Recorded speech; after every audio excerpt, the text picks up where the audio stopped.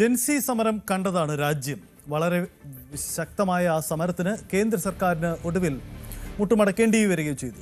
ഇത്തവണ സ്വാതന്ത്ര്യദിനത്തിൽ യുവജനതയുടെ ശക്തി ഓർമ്മപ്പെടുത്തിക്കൊണ്ടായിരുന്നു പ്രധാനമന്ത്രിയുടെ വാക്കുകൾ.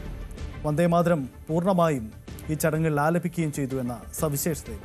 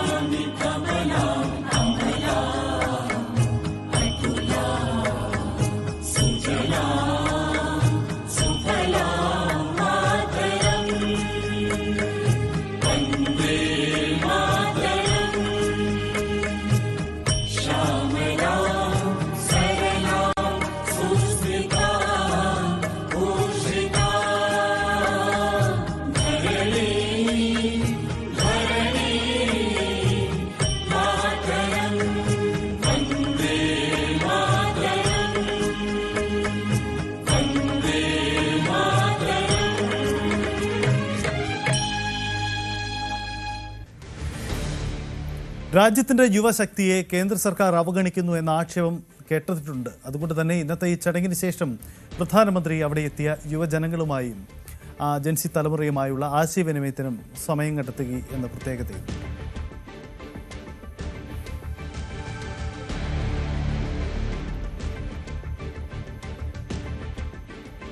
രാജ്യം വിപുലമായ രീതിയിൽ സ്വാതന്ത്ര്യദിന ആഘോഷ ചടങ്ങുകൾ നടത്തുമ്പോഴും പ്രതിപക്ഷം ചടങ്ങുകളിൽ നിന്ന് ബഹിഷ്കരിച്ചു എന്നൊരു ആക്ഷേപം കൂടി ഉയരുന്നുണ്ട്. BJP വലിയ വിമർശനങ്ങളൊക്കെ ഉന്നയിക്കുന്നുണ്ട്. ഒപ്പം തന്നെ രാഹുൽ ഗാന്ധി ആവട്ടെ, മല്ലികാർജ്ജുൻ ഖാർഗെ ആവട്ടെ, അവരാരും ചടങ്ങിൽ പങ്കെടുത്തില്ല. ഇത് രണ്ടാം തവണയാണ് തുടർച്ചയായി അവർ വിട്ടുനിൽക്കുന്നത് എന്ന ആക്ഷേപം കൂടി ഉയരുന്നുണ്ട്. എന്താണ് പ്രധാനമന്ത്രി പറഞ്ഞത്? എന്താണ് ഈ സപ്തധാര പദ്ധതി? അതിൻ്റെ പ്രത്യേകതകൾ നമുക്ക് വിശദമായി നോക്കാം. മനു ഭരത്, മനു, വളരെ വിശദമായി സംസാരിക്കുകയായിരുന്നു പ്രധാനമന്ത്രി രാജ്യത്തെ അഭിസംബോധന ചെയ്യുമ്പോൾ. അപ്പോൾ 2047 എന്നൊരു വലിയ ലക്ഷ്യം മുൻനിർത്തി വികസിത് ഭാരത് സാധ്യമാക്കാൻ എന്തൊക്കെ പുതിയ പ്രഖ്യാപനങ്ങളിലേക്കാണ് പ്രധാനമന്ത്രി കടന്നു വന്നിരിക്കുന്നത്? ഇതിനെ എങ്ങനെ നോക്കിക്കാണും?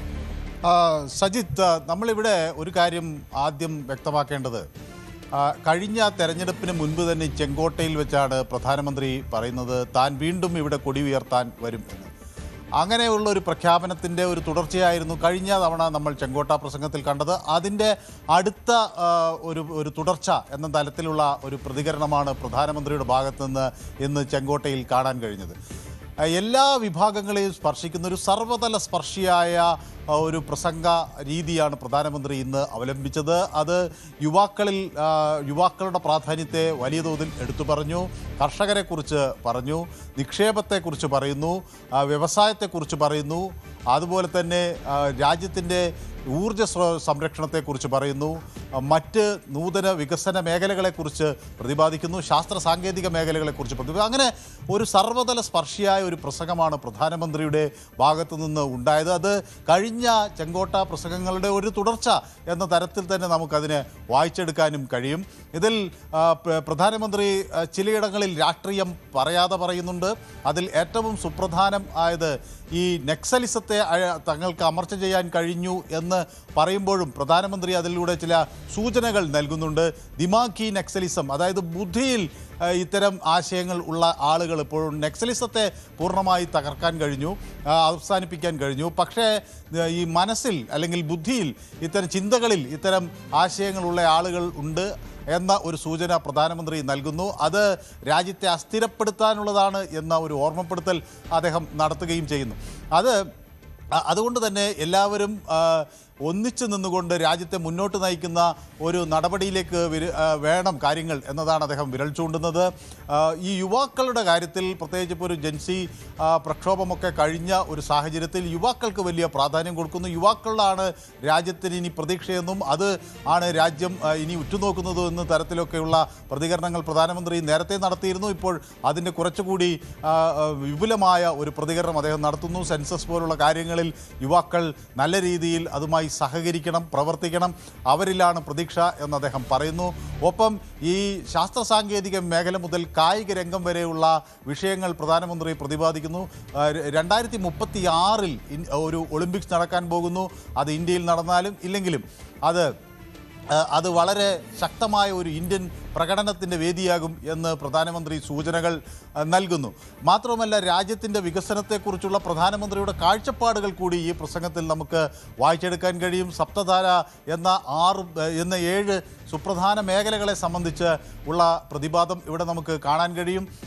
മാത്രമല്ല, ഒരു വികസിത രാജ്യം എങ്ങനെയൊക്കെ നീങ്ങണമെന്നതിനെക്കുറിച്ചുള്ള കാഴ്ചപ്പാട്, അതിൽ ക്ലീൻ എനർജി ഒരു വലിയ കാര്യമാണ്, കൃഷി ഒരു പ്രധാന വിഷയമായി ഉയർത്തിക്കാണിക്കുന്നു, ഊർജം ഒരു പ്രധാന വിഷയമായി ഉയർത്തിക്കാണിക്കുന്നു, അതുപോലെ പശ്ചാത്തല സൗകര്യം, ഗതാഗത സംവിധാനം, അങ്ങനെ സർവ്വതല മേഖലകളിലും ഒരു മാറ്റം ഉണ്ടാകുന്നതിനെക്കുറിച്ച് പ്രധാനമന്ത്രി പറയുന്നു. 7 പതിറ്റാണ്ടുകളിൽ നടക്കാത്ത കാര്യം 7 വർഷങ്ങളിൽ നടക്കുന്നു എന്ന് പ്രധാനമന്ത്രി ചൂണ്ടിക്കാണിക്കുന്നു. 25 കോടി മനുഷ്യരെ ദാരിദ്ര്യത്തിൽ നിന്ന് കരകയറ്റാൻ കഴിയുന്നു എന്ന് പ്രധാനമന്ത്രി പറയുന്നു. മാത്രമല്ല, സുസ്ഥിരമായൊരു ഭരണമാണ് രാജ്യത്തിന് ആവശ്യം, സുസ്ഥിരമായ ഭരണമാണ് സുസ്ഥിരമായ വികസനത്തിലേക്ക് രാജ്യത്തെ നയിക്കൂ എന്ന് അദ്ദേഹം ഓർമ്മപ്പെടുത്തുന്നു. അങ്ങനെ രാജ്യത്തിൻ്റെ വികസനത്തിന് പ്രധാനമായി ഊന്നൽ നൽകിക്കൊണ്ട് പുതിയ ഒരു ദിശാബോധം രാജ്യത്തിന് നൽകുന്ന തരത്തിലുള്ള ഒരു പ്രതികരണമാണ് പ്രധാനമന്ത്രിയുടെ ഭാഗത്തുനിന്ന് വരുന്നത്. അപ്പോഴും BJP ഉയർത്തിപ്പിടിക്കുന്ന അല്ലെങ്കിൽ കേന്ദ്ര സർക്കാരിൻ്റെ ഒരു രാഷ്ട്രീയ സൂചനകൾ കൂടി അതിൽ നൽകിക്കൊണ്ട് യുവാക്കൾ ദേശീയ പൊതുധാരയ്ക്കൊപ്പം നിൽക്കണം എന്ന ഒരു സന്ദേശം അവിടെ നൽകാനും പ്രധാനമന്ത്രി മടിക്കുന്നില്ല. ആ ഒരു നിലയ്ക്ക് വളരെ സുപ്രധാനമായ കാഴ്ചപ്പാടുകളാണ് പ്രധാനമന്ത്രി ഇന്നത്തെ ചെങ്കോട്ട പ്രസംഗത്തിൽ കാണിച്ചത്. സജിത്ത്, കൂടുതൽ വാർത്തകൾക്ക് news 18 Keralam YouTube channel subscribe ചെയ്യുക.